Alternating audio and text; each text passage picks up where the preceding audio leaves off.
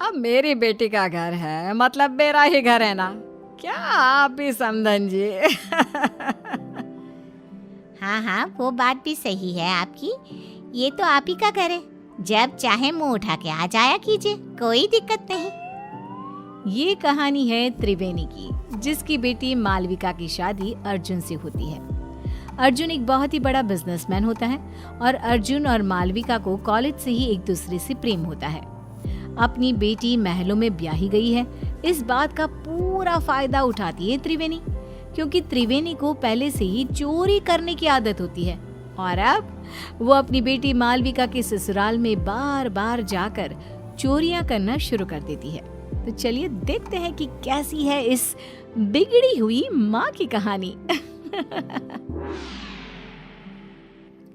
Mummy, सासू माँ, ये लीजिए नाश्ता। माँ, ये बिस्किट्स आप मत खाइए, ये शुगर फ्री बिस्किट्स सासू माँ के लिए हैं, इन्होंने खास विदेश से मंगवाए हैं। अरे रहने दो मालविका बहू, पूनम रायचंद का दिल बहुत बड़ा है। मैं गरीबों को इतना दान करती हूँ तो क्या अपनी समधन को एक बिस्किट नहीं दे सकती? जस्ट किडिंग समधन जी। और हाँ मालविका बहू, आइंदा से तुम ये नौकरों वाले काम बिल्कुल मत करना। इन सब के हाथों में क्या मेहंदी रची है? मालकिन, वो पिछली बार सोने और चांदी के बर्तन हमसे टूट गए थे, इसलिए हमें बड़े साहब ने रसोई का काम करने से मना किया है। अरे चिल चिल, हम रायचंद हैं और इस महल में ऐसे हजारों सोने और चांदी की चीजें हैं, टूटती है तो टूटने दो, हमारे पास किसी भी चीज की कोई कमी नहीं है।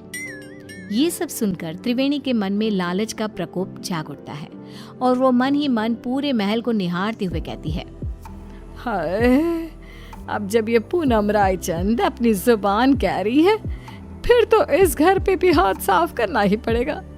अपनी बेटी का ससुराल है तो क्या हुआ, इसमें कोई लाज शर्म नहीं, उल्टा मैं तो भाग्यवान हूँ कि मेरी बेटी एक महल की बहू बनी है। त्रिवेणी अब रायचंद मैंशन में रोजाना आना शुरू करती है और वो चुपके से पूनम के कमरे में घुसकर उसकी अलमारी से उसकी साड़ियाँ और गहने चुराती है और अपने बैग में लेकर पीछे के गेट से रफू चक्कर हो जाती है। पूनम जब हॉल में आती है तभी, अरे मालविका बहू, समधन जी कहाँ चली गई? अभी तो यहीं थी। सासू माँ, वो मम्मी को ना आज मंदिर जाना था, आज कोई बड़ी पूजा है वहाँ, इसलिए वो चली गई। पूनम जब अपनी साड़ियाँ और गहने गायब देखती है तो, ओफो, लगता है फिर से मैं अपनी साड़ियाँ और गहने कहीं रख कर भूल गई। लगता है लॉन्ड्री में गई है साड़ियाँ और गहनों को पॉलिशिंग के लिए दिया होगा। पूनम को भूलने और लापरवाही की आदत थी और कोई भी चीज़ यहाँ से वहाँ हो जाए तो वो उसका कसूर अपनी लापरवाही पर थोप देती, जो कि सच नहीं था, ये बस पूनम के मन का भ्रम था। ऐसे ही त्रिवेणी कभी रसोई में से चांदी और पीतल के बर्तन, कभी महल के मंदिर में से महंगी मिठाइयाँ, कभी कोई फोन, कभी कोई घड़ी, तो कभी तिजोरी से पैसे चुराती रहती और महल में कानों कान किसी को भनक तक नहीं लगती। एक बार, अरे ये क्या मालविका, हमारी तिजोरी खाली और खुली क्यों है? इसका मतलब घर में चोरी हुई है। तुम रहती कहाँ हो? तुम्हारा हमारे कमरे ऊपर ध्यान नहीं रहता है क्या? ये क्या बेतुकी बात कर रहे हो आप अर्जुन? मैं इस घर की बहू हूँ और मेरे कंधों पर दुनिया भर की जिम्मेदारियां रहती हैं। अब क्या मैं कुर्सी लगाकर कमरे में बैठकर चौकीदारी करती रहूं? वही रह गया है क्या? पूरे महल के हाउसकीपिंग स्टाफ और सिक्योरिटी को एकत्रित किया जाता है और सबकी तलाशी ली जाती है। पूनम को अब समझ में आ जाता है कि पिछले कुछ दिनों से सिर्फ उसकी ही नहीं बल्कि महल की काफी चीजें भी गायब हो रही थी। पूनम का पति इंद्रेश कहता है, अरे पूनम, तुम खामखा अपने आप पर भुलक्कड़ होने का, लापरवाही होने का शक कर रही थी, जबकि चोरियां सिर्फ हमारी ही नहीं, पूरे महल की चीज़ों की चोरी हो रही थी और मालविका बहू और अर्जुन की भी कई सारी चीज़ें गायब हुई हैं। महल में सिक्योरिटी इंचार्ज बोलता है, बड़े साहब, हमने ये बात आपको बताने की कोशिश की, लेकिन पिछले कुछ दिनों से आप शहर के बाहर थे और मालकिन जी भी दिन भर बाहर रहती थी, तो बता ही नहीं पाए। महल में छोटी सी छोटी चीजें भी चोरी हो रही है। ये बात तो अब बहुत गंभीर हो गई है और तगड़ी सिक्योरिटी तैनात कर लो, लेकिन अब इस घर में कोई चोरी नहीं होनी चाहिए। तभी वहां पे त्रिवेणी आ जाती है।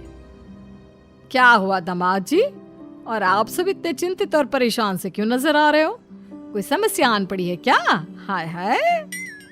अर्जुन त्रिवेणी को आए दिन होने वाली चोरियों के बारे में बताता है और त्रिवेणी थोड़ी सी घबरा भी जाती है।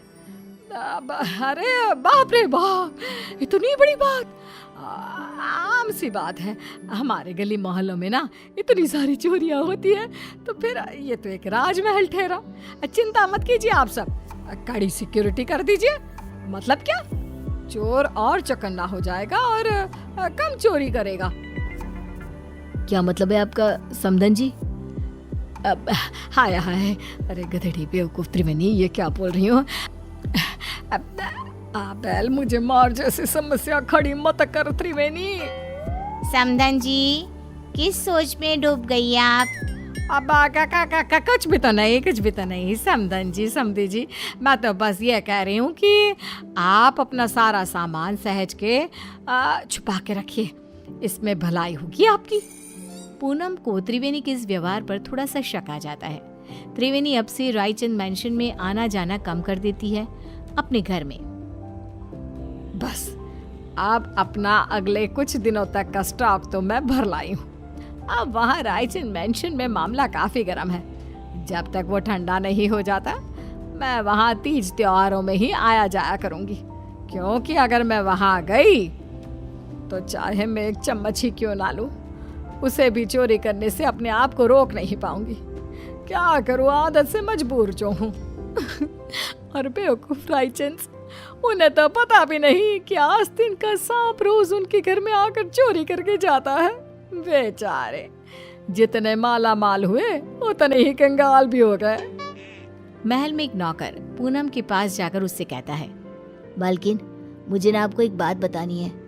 वो दरअसल छोटी मालकिन की मम्मी यानी कि त्रिवेणी जी को मैंने अपनी आंखों से चोरी करते हुए देखा था। क्या तुम घन चक्कर हो क्या? तुम्हें ये बात मुझे पहले बतानी चाहिए थी ना। मुझे वैसे भी उस सो कॉल्ड समधन जी त्रिवेणी पर शक तो आ ही रहा था, लेकिन कंफर्म नहीं कर पा रही थी मैं आपको ये बात पहले इसलिए नहीं बता रहा था क्योंकि मेरे पास कोई सबूत नहीं था और आप मेरी बात पर विश्वास भी नहीं करते। और तो और त्रिवेणी जी इतनी चालाक हैं कि उन्होंने महल की उन्हीं जगहों पर चोरी की है जहाँ सीसीटीवी कैमरा नहीं है। अब देखना मैं क्या चक्रव्यूह रचाती हूँ। अब मैं हमारा पुश्तैनी हीरे का हार सरेआम हॉल में रख दूंगी और जैसे ही वो त्रिवेणी उस हार को चुराएगी तब मैं उसे रंगे हाथ पकड़ लूंगी। पूनम की इन सब बातों को मालविका कमरे के बाहर ही सुन लेती है और वो अत्यंत हैरान और स्तब्ध हो जाती है। मालविका फौरन अपनी माँ त्रिवेणी को फोन लगाती है। मम्मी, आपसे ये उम्मीद नहीं थी। आपने अपनी ही बेटी के ससुराल में इतनी सारी चोरियां की। Very bad mummy. सासू माँ को आपकी इन काली करतूतों के बारे में सब पता चल चुका है। मालविका बेटा, ये तो क्या करी है? मैंने कोई चोरी चकारी नहीं की यार। मुझे आपसे कोई बात नहीं करनी, बाय। मालविका इतना कहकर फोन कॉल कट कर देती है। त्रिवेणी अब पूरी तरह डर चुकी थी। वहीं रायचंद मैंशन में पूनम हॉल में खुले आम पुश्तैनी हीरे का हार रख देती है और त्रिवेणी को न्योता देने के लिए फोन लगाती है। त्रिवेणी पूनम का कॉल देखकर कांपने लगती है। पूनम, रायचंद का कॉल, मेरी तो आज शामद है। अरे आज सूर्योदय किसी और दिशा से हुआ है क्या? त्रिवेणी मेरा फोन नहीं उठा रही। खैर, वो वैसी भी आज आने ही वाली थी 2 बजे तक। अपने आप आएगी और सारी चोरी सीसीटीवी में रिकॉर्ड हो जाएगी। पूनम अपने कमरे में आराम करने चली जाती है और सभी नौकर भी भोजन करने जाते हैं। तभी वहां पर बालकनी से एक चोर आता है और वो पुश्तैनी हीरे का हार चुरा कर ले जाता है। और बाद में जब पूनम ये सीसीटीवी में देखती है तब ये क्या? ये तो एक आदमी चोर है। अरे नहीं, ये क्या कर दिया मैंने? तभी पूनम का फोन बजता है और उसे एक वीडियो मैसेज आता है जिसमें त्रिवेणी का वीडियो होता है।